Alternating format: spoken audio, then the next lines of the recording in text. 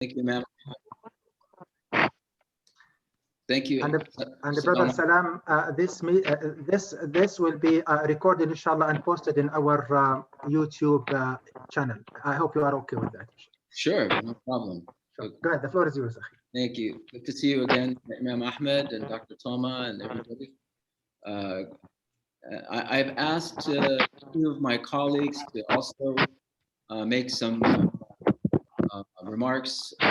Rami Khan is our COO, and Muhammad Ali is our policy fellow, and they're both calling in, zooming in from Washington, D.C. I think there's noise from somewhere. You hear Brother Qazi, can you please mute yourself? Brothers and sisters, if you do not speak, please mute yourself. Barakallah fikum. Everyone mute yourself except the speaker. Barakallah fikum.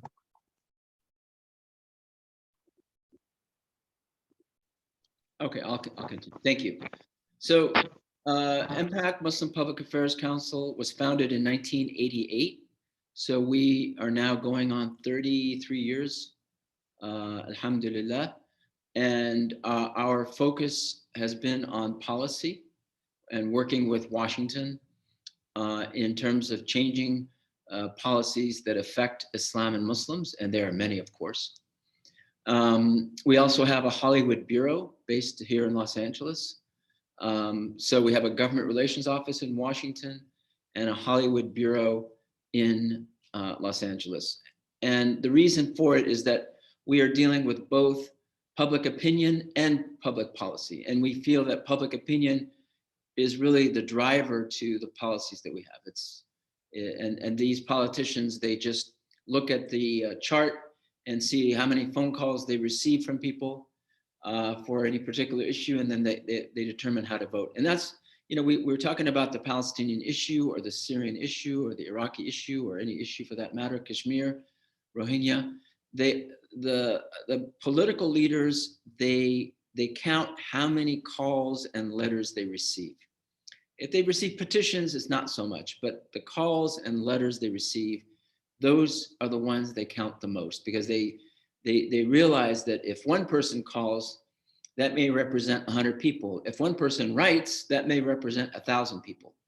So the idea of engaging our government on these policies is critical. And when we engage, we don't necessarily endorse the policy. In fact, most of the time, we're engaging to change the policies. You cannot change the policy without engaging our government leaders. Jesse Jackson, he made a really interesting comment one time. They had a march in Washington, D.C., and 100,000 people showed up. And he says, I'd rather have 10 people in those halls of power than 100,000 marching the streets. And the idea is that he believed, and this is what we learned our lesson, you have to be positioned inside the nerve center of the decision-making process. Being on the streets makes noise, makes media, but it doesn't really affect change. The change happens when people, when the policy is changed, when the personnel changes. And that requires our continued engagement. So we believe in the stepladder approach. First, you have to have a presence, and you have to have a presence in Washington. Once you have a presence in Washington, the second thing you have to do is gain respect. And that respect doesn't mean that people agree with you. Respect means that they realize that you've done your homework and that you know what you're talking about, and you're framing the issue in the interests of the people and of the country. And that's how you gain respect. The third is acceptance, by being invited to the table. And we believe that there should be a Muslim in every table of decision-making in America, federal, state, and local. And then the fourth is, once you achieve those three, then you can think about achieving influence on any issue. Until you achieve those three, we can throw money at it, we can have press conferences, we can have protests. It's really not affecting change. So MPAC is designed to really go through the stepladder approach of gaining influence. Now we have a marquee program right now in Washington. It's called CLDP, Congressional Leadership Development Program. And this is where we bring the best and brightest from around the country to Washington to serve as interns for the summer. And they live in Washington and they work with the people in Washington. And we train them how to become permanent staff members in Washington. Why do we want them to be staff members? It's good to have people run for office, no doubt. But the staff in Washington are the brains of these members. And we believe that since we're only 1%, what is 1% of the body? It's the brain. And if we can be that brain of Washington, then that is how we're going to steer direction in our policy making. Having a person elected, even, and you guys know, even when we get somebody elected, they change their position after they get elected. They're not as friendly. There's so many things happening in terms of elections that work against us. So it's good. Again, political fundraising is important. I'm not saying don't do it. But the idea for MPAC is strategically to position people so that they become permanent staff members in the Congress and in the federal government. You have, for example, we had a person now who she was an intern, and now she serves on the permanent committee for foreign. So that's one of our marquee programs, CLDP. And with that, I wanted Rami and Hamad Ali, who are with me, to explain more of that program and some of the things that they're working on from Washington, D.C. Go ahead, Rami. Assalamu alaikum, everyone. Can you hear me? Yes. Excellent. Well, thank you, Salam, for sharing and for the introduction. It's a pleasure to be with you all. I am dialing in from Washington, D.C. to expand on, and forgive me, my voice is a little coarse, to expand on our Congressional Leadership Development Program. This year, we've had our largest cohort to date. We have 20 students from across the country that are placed in both House and Senate internships. And so during the day, they're in their Senate and House offices. Some are also in committee. We actually have one student in the Department of Treasury. And in the evening, they have leadership curriculum.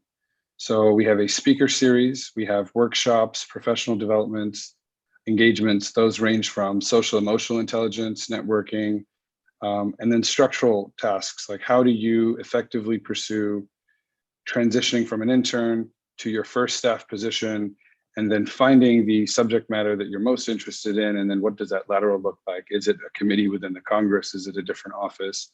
Or are there specific fellowships that help you get there? So we create a pipeline of leadership by engaging with two I would say, categories of people. One are alumni that have successfully completed the program, and the other are Muslims in government, as well as those that are in government that aren't Muslim, that are committed to having equitable presence and committed to the idea of a pluralistic America. So the quick view is that the speaker series, the leadership curriculum. In addition to that, we also do site visits. COVID has made some challenges in terms of where the site visits are happening, but typically we'll have something at Google, Al-Hibri Foundation, and various think tanks and institutions across DC.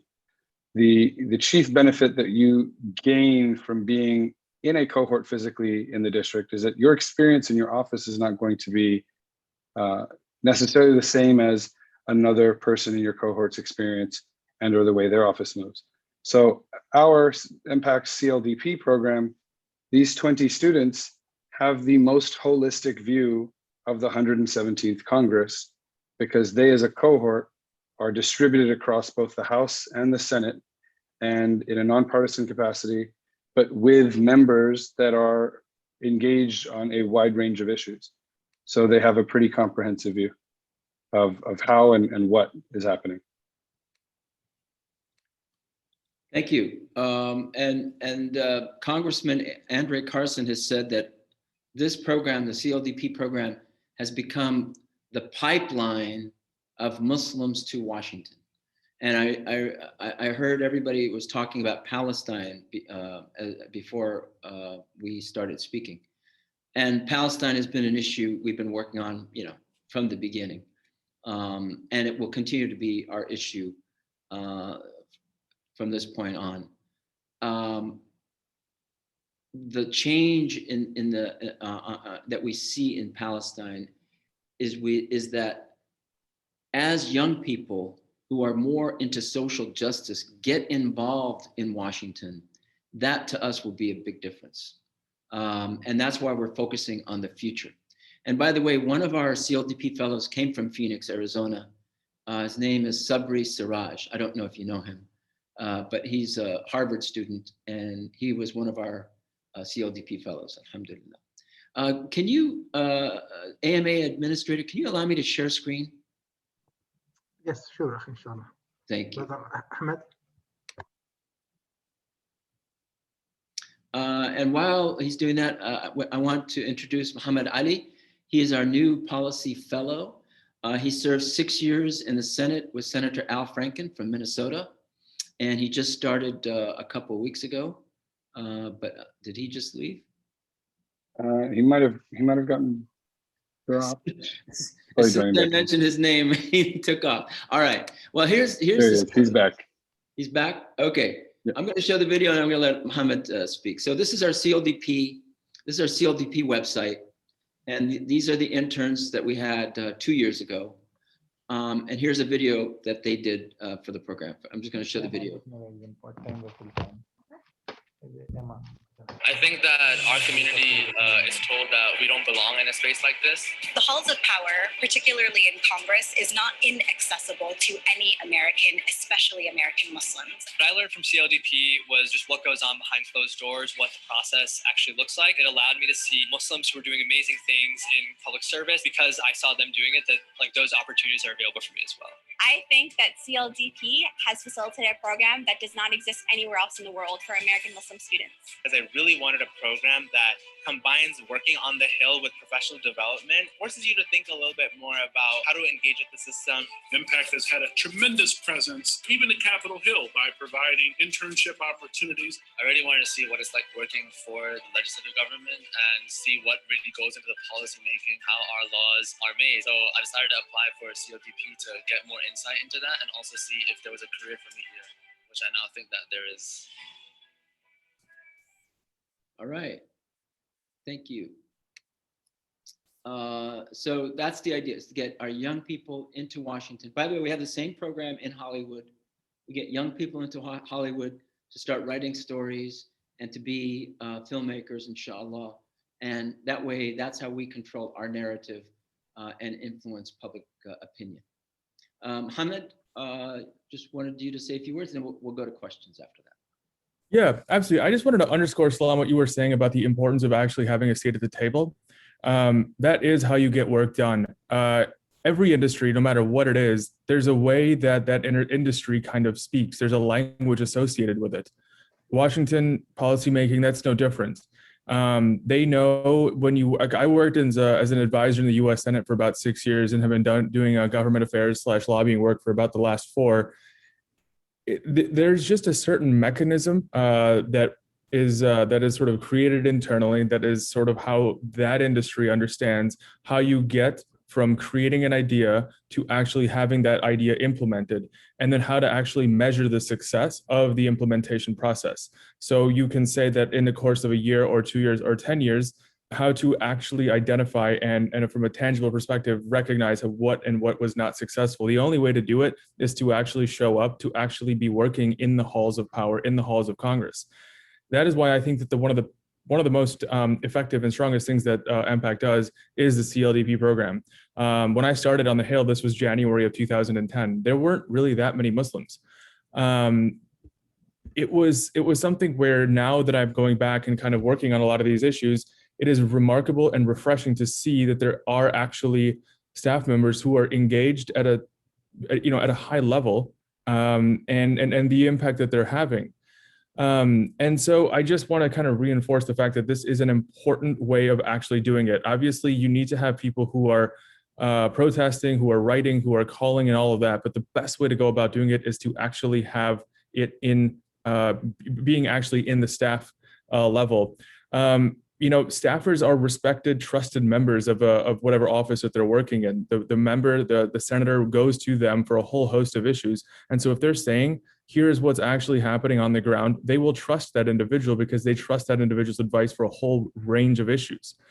So it is the kind of the professional presence of American Muslims speaking on policy, under those circumstances, like actually gets things done. I can't underscore the importance of that enough. Thank you, Mohammed. And then the last thing I will say is our community work, which is where we met Imam Ahmed. It was great to see him and Dr. Toma. It's called Mustard Seed Program. Mustard Seed was started by a non-Muslim. Her name is Diane. Diane came to MPAC saying, how can we improve the image of Muslims? Because she lived in a Muslim country back in the 70s. And then she fell in love with the Muslim people. And then Diane got cancer about some years ago. She died last year. And when she died, she left a bequest for MPAC for $440,000 to do work in changing hearts and minds of Americans about Islam. And so here's a non-Muslim giving money to improve the image of Islam and Muslims, alhamdulillah. And so as the Quran says, they plan and they plot, but Allah subhanahu wa ta'ala is the best of planners. So when that opportunity arises though, we have to take advantage. And that's how we started Mustard Seed. So we're going around the country. One of our stops was Phoenix. And by the way, for those who don't know, I'm originally from Phoenix. Dr. Toma knew me when I was a teenager. And I went to school in Tempe, Arizona, McClintock High School. And that's when our mosque at that time was a basement of a bank before the first mosque was built, I think in Tempe. And so we left, my family left in 1978. So we were there from 65 to 78. And I've been in California ever since. And with the Islamic Center of Southern California, and we formed MPAC in 1988. Now I work for MPAC. But the idea of coming back to Phoenix is always on my mind. So inshallah, we're going to continue with the Mustard Seed Program to do that kind of work with conservative Christian communities, because that's where the change really needs to be made. The liberal Christians is good. They're always on our side. They're very, very much in solidarity with us. But we need to move the needle on the conservative side. So we plan to work with evangelicals, which is where we met, and do more of this kind of engagement to change hearts and minds. And another short point, in that church, one of the young people stood up and she apologized for what was done to the Palestinian people in the name of the evangelical church. So, these situations do change. And of course, ultimately we want to see the policy change. But these changes along the road are very, very important for us to recognize and also to work and expand. So thank you very much. Assalamu alaikum. Looking forward to take your questions and comments and feedback. Jazakallah khair, brother Salam, and brother Muhammad, and brother, my apologies.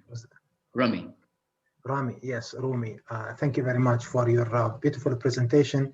May Allah subhanahu wa ta'ala grant you success. The floor is yours, brothers and sisters, if you have any comments or a question for the brothers about this great organization. Dr. Salah, go ahead. Yes, Jazakumullah khair. Thank you, Brother Salam, for taking the time, accepting to talk to us and share the great experience, alhamdulillah, you had in Southern California. I was impressed with Brother Salam because he was the first college student in the US that Brothers, if you do not speak, please mute yourself so we can hear everyone. May Allah reward you.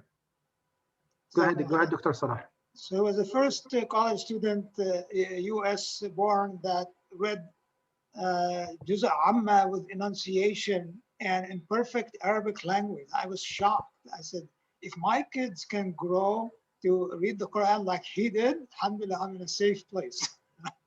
And I'd like to thank him for choosing an evangelical reverend that we went to his church and we had dinner and talk and presentations, that he turned out to be totally non-Zionist, that and sort of anti-Zionist. He said he was able to describe to us the Israeli strategy about bringing people into Palestine and showing them their point of view and totally blocking them from the rest of the Palestinians. So this, the intelligent reference, he said, I'm going to go back and I'm going to talk to the Palestinians, mashallah. I was impressed that we could find evangelicals that, alhamdulillah, are open-minded.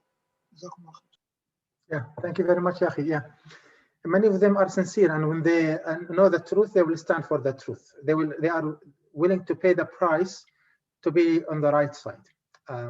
Yeah, and I think the other important point that you were mentioning, Dr. Toma, is that the evangelical community is not monolithic.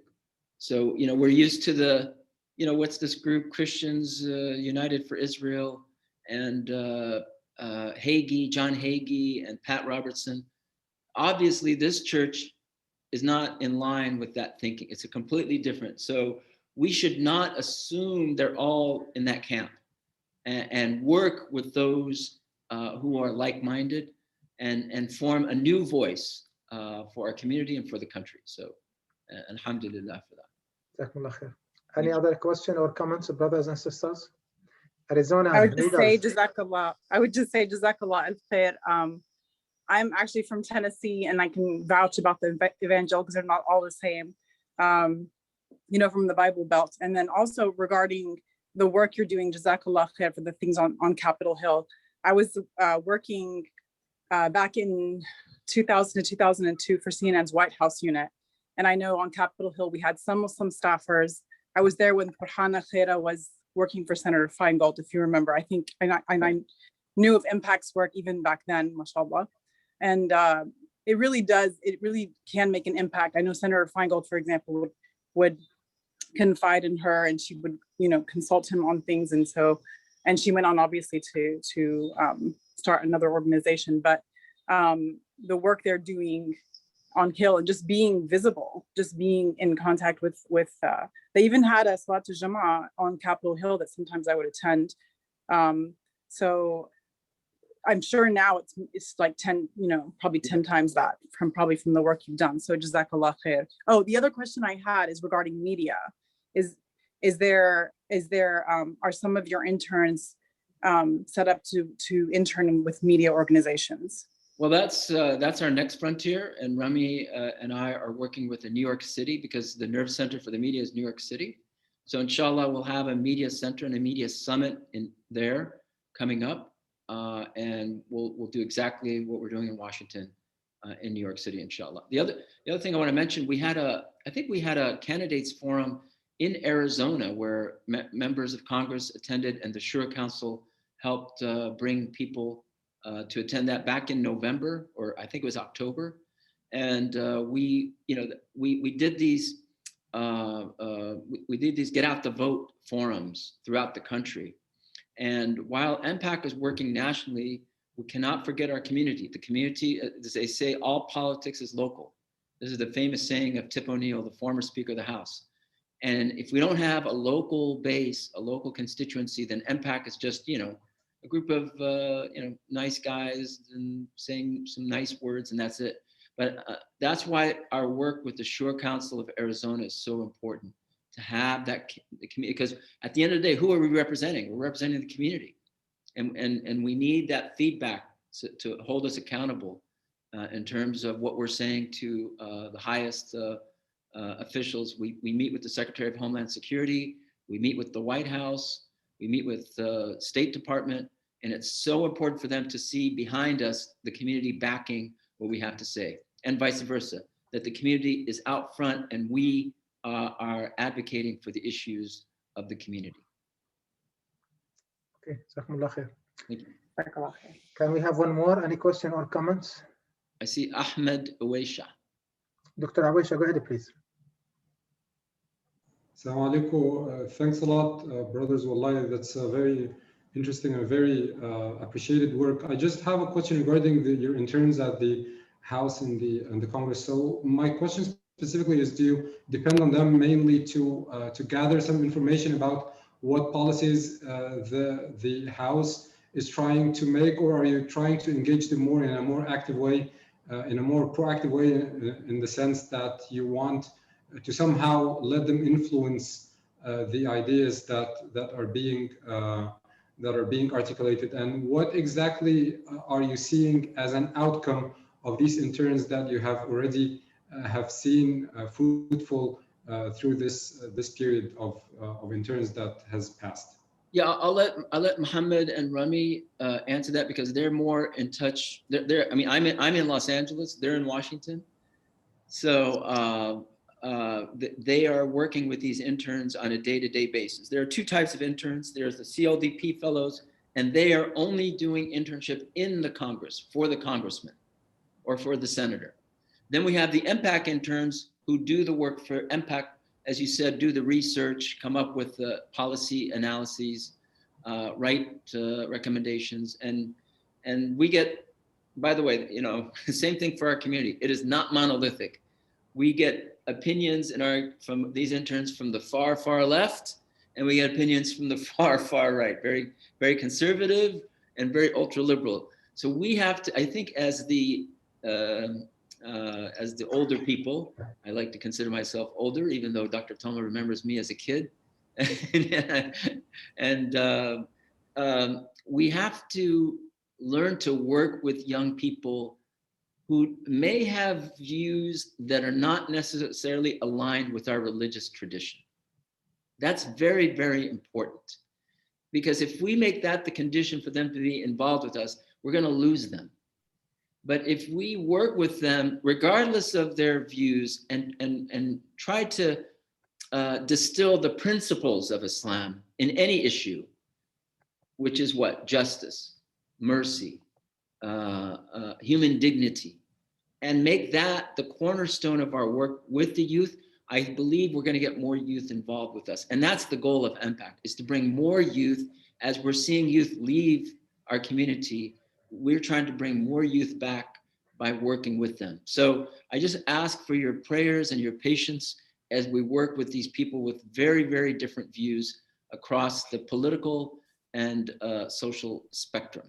But I'm going to let Rami and Mohammed talk more about the policy work that they do with these various interns.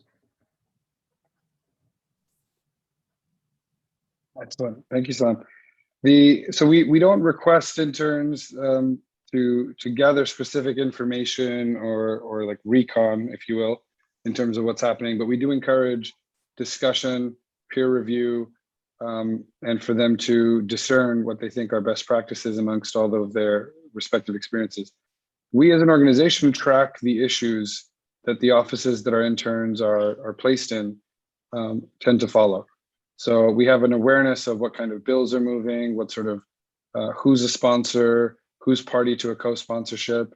And when we see an opportunity to engage, we will present that in discussion to whichever fellow is placed at that office, and then have a direct one-on-one in terms of where are we on this issue? Is there a conversation going on? Are they open to discussion? Is this moved to comment?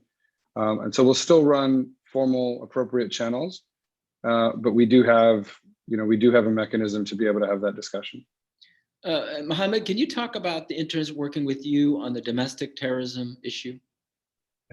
Absolutely. So there is a distinct difference in terms of how the Department of Homeland Security treats domestic terrorism versus foreign terrorism. And that really boils down to if somebody of our faith has an interaction with somebody from a different country, and the Department of Homeland Security or a different agency can make the case that, you know, this person was engaged in X, Y, or Z, that prosecution, and that is going to be done in a different way than if sort of a, let's just say, a white supremacist in West Virginia, for example, pursue something that is equally as damaging. We want to we've identified the discrepancy there. We are working with the Department of Homeland Security and the relevant committees that have oversight over the Department of Homeland Security. Our interns have been incredibly helpful in finding some of the minutia within the law right now and working with outside organizations to help amplify our mission on that, and working with our supporters on Capitol Hill Our office has been, MPAC has been in close conversation with staff members of the committee that has jurisdiction over this policy. The interns are, without them, we frankly won't be able to do this. So they have been sort of like the backbone of our research team on all of this.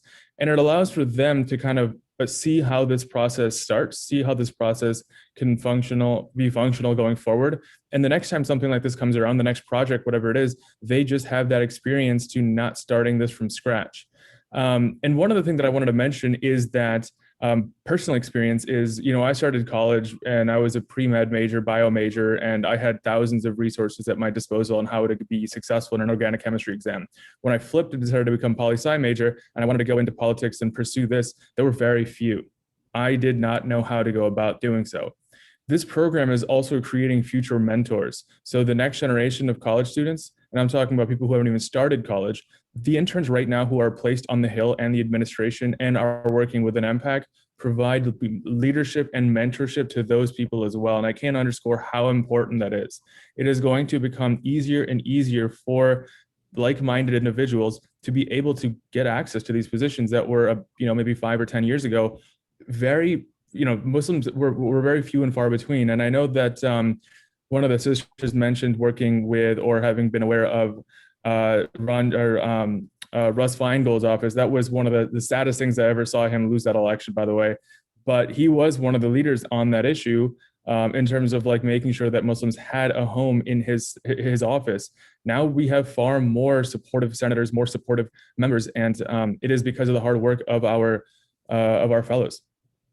And what MPAC is doing is actually putting these fellows on the fast track into Washington. So if they're talented, i.e. they can write well and do analysis, then immediately we put them in a position where they could get a job as a staff member in Washington, D.C. And they have the experience of the policy work that we're doing. They're doing the research, they're doing the analysis, they're listening to the conversation. So they are more in position to get these jobs, we believe, than anyone else. So inshallah, we'll get more of them into this pipeline. And these are very, very competitive positions to be able to get even the lowest rung of the ladder, those jobs. I can't share or emphasize how competitive these are. Yeah, definitely. Brother Salam, Brother Muhammad and Brother Rami, Jazakumullah khair. Thank you very much for accepting our invitation and talking to the leaders of the Arizona Muslim community.